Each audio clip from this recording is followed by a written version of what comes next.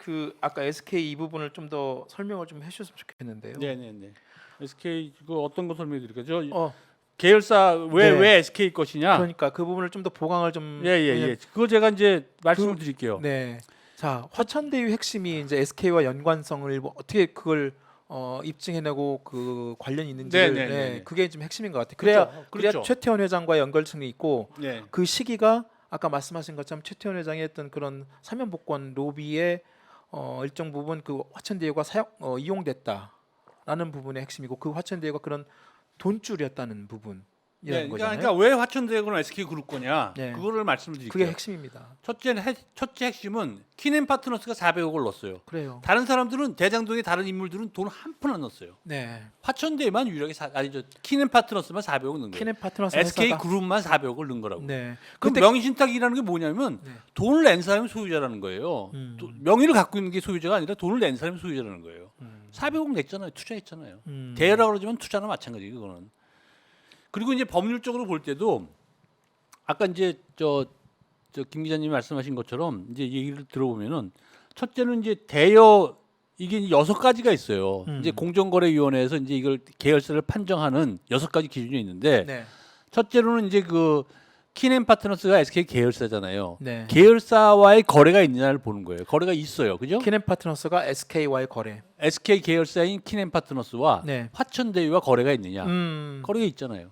그죠? 400억이라는 돈이 거래가 있었죠. 그 이제부터 시작해갖고 네. 차근차근 찾아보면 6가지 거래가 있어요. 네. 6가지 이제 공정거래법상 계열사로 인정되는 기준이 있다고요. 6가지가 네네. 있어요. 네. 하나는 뭐냐면 대여 금액이에요. 대여 금액.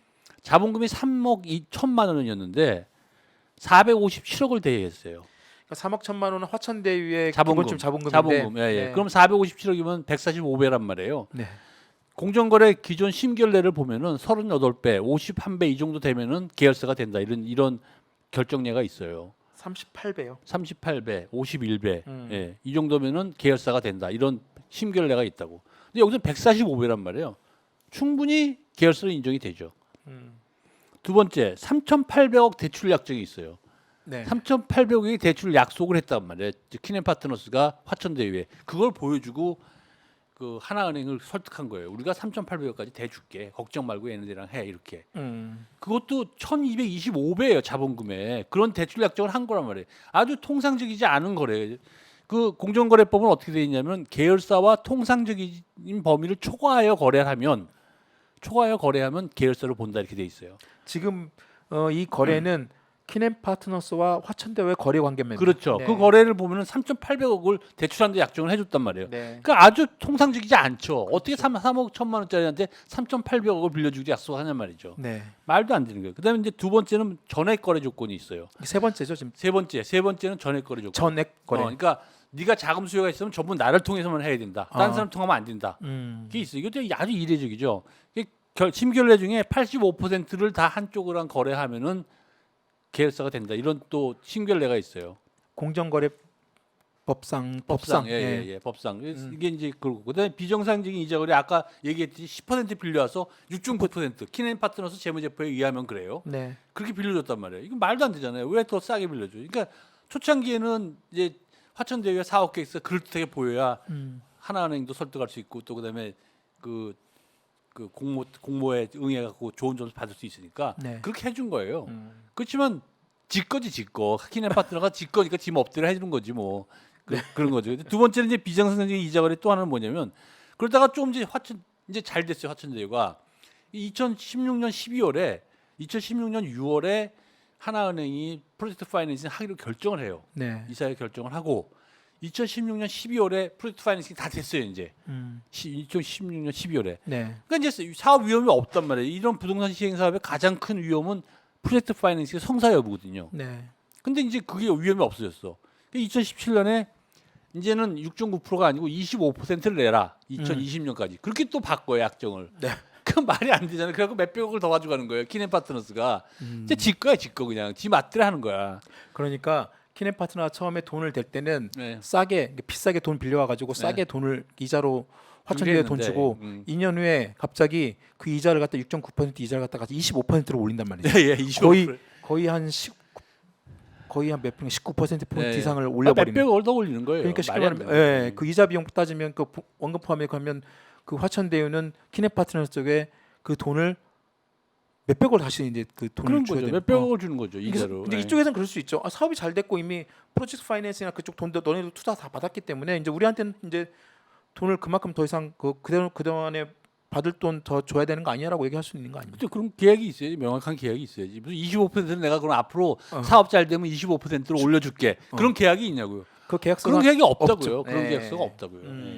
그러니까 그거를 지금 있다고 막 주장하는데 네. 거짓말이에요. 그 계약서 검증해 보면 계약서 없을 거예요. 네. 음. 왜냐하면 계약서 쓸 필요가 없어요. 왜냐면 100% 자기 거기 때문에. 여기서 자기 화천대유는. 거라는 거는 키넨 파트너스 거예요. 키엠 파트너스 거라는 생각이기 때문에. 예. 네. 그다음에 이제 또 하나는 뭐냐면 이제 2018년 되니까 네. 2018년 9월달에 가갖고는 야 이제 25% 갖고도 난더 하니까 더 줘.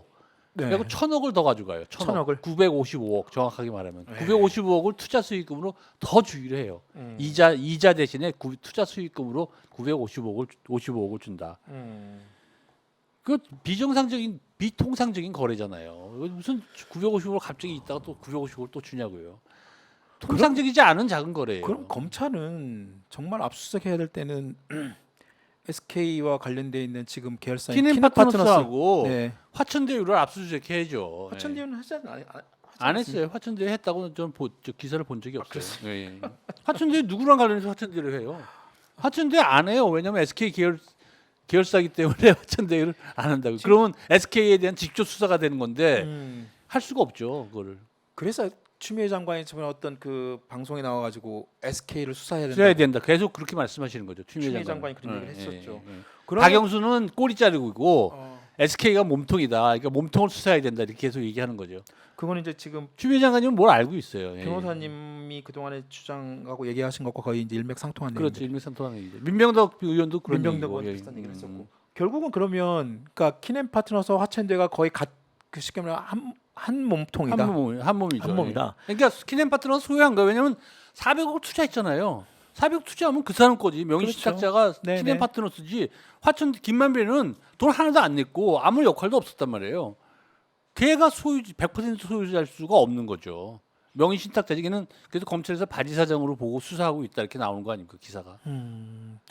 지금 그러면 지금 화천대유가 지금 그러니까 법적으로 문서상으로 지금 화천대유를 통해서 키네파트너스 넘어간 돈만 해도 어마어마하네요. 어마어마하죠. 예, 뭐 몇백억, 몇백억 되는 거죠. 지금 그 아까 955억을 2018년 근데 말에 지급한 거는 그렇다 치고 예. 아까 이자 수익 25% 올린 거 포함해서 거기서 한 100억, 한 150억 정도 줬을 거고. 그럼 1,000억 넘는 돈이 벌써 이제 넘어갔군요. 넘어갔죠. 키네파트너. 예. 그리고 그것뿐 아니고 여러 가지 거래에서 많은 돈이 넘어갔어요. 왜냐하면 지금 화천대유를 보시면 그 돈이 얼마가 돈이 들어왔냐면 천화동인 1호에서 1,208억이 들어왔어요. 네. 그다음에 화천대유에 577억이 들어왔다고요. 음. 그다음에 저 화천대유에 그 운영 수수료로 140억이 들어왔어요. 140억. 그러면 전부 합하면 한 2천억 되잖아요. 네. 2천억 되는데 지금 돈이 남아 있는 거는 지금 재무제표 믿을 수도 없지만 네. 한 800억 남아 있어요. 재무지표 상하네. 예. 그러니까 그 돈이 다 어디 가? 그다음에 이제 뭐 분양 수익도 엄청나게 벌었다는 거 아니에요. 근데 그 네. 분양 수익 재무제표는 또 나타나는 게 없어. 또 적자야. 어. 그럼 그 돈 빼돌려. 그다음에 이게 2천억 빼돌려. 그럼 800억밖에 돈은 안 남아 있어. 재무제표 그 엉터리 재무제표에 의하더라도 네. 그것도 믿을 수가 없지만 그럼 그 돈이 어디로 갔는지가 알 수가 없단 말이에요. 아니 지금 검찰이 진짜 수사해야 될 거 이거 아닙니까? 그렇죠. 그리고 남욱과의 관계 이걸 수사해야죠. 그러니까 그리고 남욱과의 관계에서 보죠. 남욱 천화동인 4호 NSJ 홀딩스라고 이름 바꿨는데 네. 천화동인 4호는 지금 90억 남았어요. 돈이 90억 남았고 1,007억 받았는데 1,007억 받아가지고 90억 남았어요. 그것도 이제 남을지 안 남을지 모르겠다는 게 이제 회계사들의 의견이에요. 돈 이자도 못 주고 있대 지금. 그럼 3년 동안에 1,000억을 어디다 쓰냐고 개인이. 남욱 개인이 1,000억을 어디다 쓰냐고. 네. 불가능한 거예요. 이거는 기업체 재벌그룹의 사업이 아니면 기업체 돈을 쓰지 않으면 개인이 3년 동안에 1,007억을 쓴다는 거는 불가능하죠. 뭐로 1,007억을 씁니까? 1,007억이 들어가지고 지금 90억이 남았다고 그 서류상에 돼 있는 네, 거의 90억 남아 있어요. 거의 한 200억이 남아 있는데 그 중에 120 몇 억이 또 남욱의 개인 채무기 때문에 저 돈 채무. 빌려 채무, 주임종 채권 돈 빌려간 거기 때문에 채무 빼고 예, 채무 그럼 빼면 3년 동안에 3년 동안 그 서류상으로 보면 3년 동안 1,000억 정도의 돈을 개인이 어떻게 지금 사실상 썼다는 얘기인데 어디에 손해를 보면 뭐 썼던 그렇게 나오는 거죠. 근데 그걸 알 수가 없는 거죠. 그 돈이 어디로 어떻게 된지 아무도 모르고 아무것도 모르고 또 수사된 적도 없고 수사된 적도 지금 없고. 저거 된 것도 없는 거죠. 참 그래서 지금 검찰이 이 지금 50억 수사 뭐 이렇게 얘기는 하고 있습니다만 정말 진짜 본질에 대한 수사가 제대로 이루어지지 않고 있다는 얘기가 지금 나오는 이유가 그거 그렇죠. 말씀드릴 수 있는 예. 거죠. 본질에 대한 수사를 안 하고 있어요. 그러니까 하려면은 화천대유랑 키넨파트너스를 압수수색해야 되는데 김만배가 그러잖아요. 나는 나중에 되면 키넨파트너스 같은 회사를 했으면 좋겠다. 그렇게 돈 해먹었는데도 수사도 안 받으니까 얼마나 좋은 회사야. 이야. 김만배 말이 그래요. 예. 실질적으로 키넨파트너스 같은 회사 그냥 그게 지금 이런 화천대유 건 아니더라도 이렇게 그런 자금을 빌려가지고 이런 식으로 운영해가지고 이런 높은 수익을 올린다는 게 말이 됩니까? 그러니까 이게 그러니까 뭐 이게 자기가 그 말이 안 되는 거죠. 말이 안 되고 그 운도 좋았고 근데 부동산 가격이 올랐기 때문에 그런 것이지만 분양 수입은 또 얘네들 자료에 하면 또 그렇게 오르지도 않았어. 그러니까 제일 중요한 거는 그 택지 조성 사업에서 4천억 번 거 네. 그게 제일 컸던 것 같아요. 그 지금 그러면 박영수 특검 했던 여하튼 그 구속영장 기각이 됐고 검찰은 뭐 보강 재수사 해가지고 뭐 다시 추가로 영장을 칠지 안 칠지 뭐 검토를 해보겠다 했는데 아마 안 칠 가능성이 높고 안 뭐, 칠 가능성이 높죠. 예, 그냥 지금 뭐 불기소 상태에서 아마 이제 또 이걸 정리를 할 가능성이 높은데요. 네네네. 이렇게 되면 이게 과연 당초에 예상했던 당초에 국민들이 막 그 지금 50억 클럽 그 엄청난 그런 그 법조 사실상 이게 법조 카르텔 아닙니까? 그렇죠. 예. 근데 이 사람들이 결국은 누굴 위해서 그리고 네네. 무엇을 위해서 단순한 자기의 어떤 그냥 그 탐욕 내지는 뭐 그냥 그 김만배는 자기의 어떤 그 뭐 쉽게 말하면 탐욕을 위해서 이 사람들을 통해 가지고 정관계 또는 뭐 그런 식의 어떤 로비 또는 그런 내용 활용해서 돈을 지불하고 그렇게 해서 뭐 부당한 이익 올렸다는 식으로 그냥 끝낼 수 있는 사안은 아닌 것 같아요. 그건 아니죠. 조사를 해봐야 되는 거죠. 그리고 이거를 저 사면 로비 그다음에 이제 그 김수남 이제 사면 무마 관련해서는 김수남 전 총장이 이제 관련이 돼 있는데 김수남 전 검찰총장이 말씀하시는 거예요. 예예예 총장이 그러니까 이제 그 사면 로비가 그때 다 수사한다 들어가 얘기 언론에서 많이 떠들었거든요. 그 뭐 저 그 교도소 복역 중에 그 진술 저게 나왔는데 귀국을 결정했다. 회장 왕이 귀국을 결정했다. 이 귀국 결정하는 건 사면 결정했다는 거고 확실히 숙제를 줬다. 이 말은 확실한 대가를 요구했다. 이런 뜻이거든요. 그런 그 이제 녹취록이 나와갖고 특검에서도 이제 잡아넣는다. 최태원 쪽에 회장 로비한 애들 잡아넣는다. 그렇게 애들 언론 많이 띄었고 김수남 전 총장 그 저기에서도 그걸 그 근거로 해서 잡아넣을 거다. 이렇게 애들 언론 띄우다가 다 무혐의 처리했단 말이에요. 그게 언제 때 사건이었죠? 그게 2017년 2017년 4월 사건입니다. 예. 2017년 4월이고 그 2017년 말경에 이제 김수남이한테도 50억 줘야 된다. 그런 말이 김만배가 떠들기 시작했어요.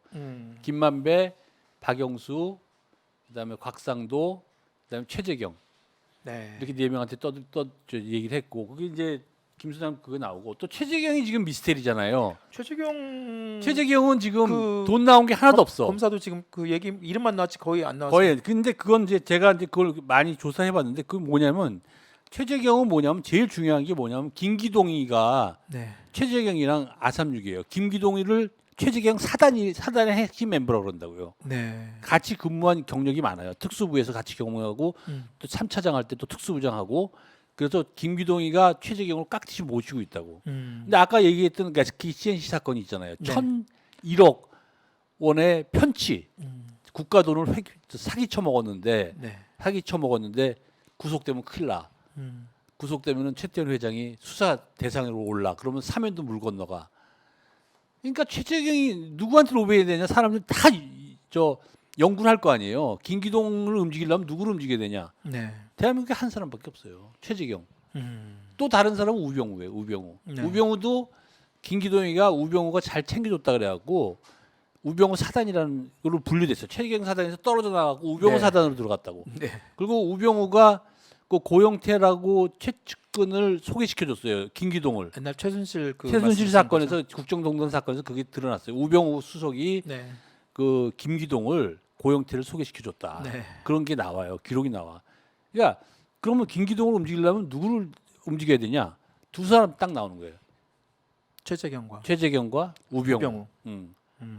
그러니까 그 최재경이가 50억을 받을 충분한 가치가 있어요. 왜냐면 50억 최재경이 없었으면 최태원 회장이 구속되고 그 당시에 1,101억 원의 사기죄로 최태원 회장이 구속. 이건 횡령이 아니라 사기잖아요. 사기. 죄질이 더 나빠. 그러니까 네. 그 사람은 인상이 더 안 좋아. 1,101억으로 구속될 수도 있었고 사면은 물러가고 당연히. 그 당시에 최태원 회장은 일단 그 앞선 사건으로 이미 그 구속 수감 수감직이었죠. 근데 중이었지 않습니까? 형 살고 있었는데 이거 또 걸리면은 네, 엄청나게 늘어나는 거죠. 사면 복권도 안 되고. 그렇습니다. 그러니까 어마어마한 사건을 최재경이 해준 거고 내가 볼 때는 이제 그렇게 로비가 이루어졌다면 근데 뭐 그렇다잖아요. 그다음에 두 번째는 최재경이 뭘 했냐면은 민정수석이었어요. 네. 16년 말에. 네, 그런데 조용 무슨 변호사하고 박영수하고 둘이 올라왔어. 특검 대상 후보로. 근데 김만배가 뭐라 그러냐면 내가 최재경을 통해서 박영수를 특검을 만들어 줬다 이런 말을 해요. 네, 김만배가. 맞아요. 네. 둘 다 가깝거든. 근데 박영수를 하면은 무조건 무혐의야. 박영수는 사면 로비를 했잖아요. 이미 자기가 자기를 수사할 수가 없어. 그러니까 무조건 박영수가 되면 자연봉으로 나가리야. 이 특검 수사는. 네. 그러니까 최재경이가 그 일을 해준 거란 말이에요. 그러니까 최재경은 내가 볼 때는 뭐 김수남, 뭐 박영수, 곽상도 이런 사람들보다 더 큰 일을 해준 거야. 최재경을 보면. 그러니까 최재경이가 50억 클럽의 멤버로 들어가 있는 거예요. 그렇습니다. 그럼 돈이 조원태를 통해서 돈이 50억이 지급됐다는 말이 있어요. 저 최재경이한테 돈이 지급된 건 안 나타나지만 네, 또 남욱인가 누구 진술에 의하면은 조원태를 통해서 50억 상당의 돈이 지급된 사람도 있고 기다리는 사람도 있다. 여기서 조원태라는 조원태라고 대한항공의 네.